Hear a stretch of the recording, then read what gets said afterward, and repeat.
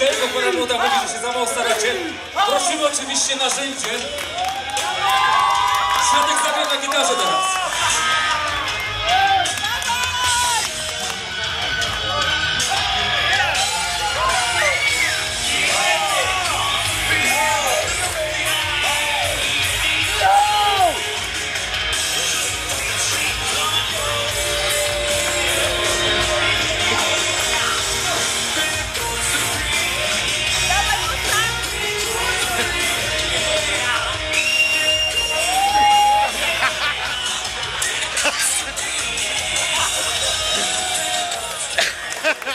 Drodzy Państwo, wielkie brawa, wielkie brawa, wielkie brawa.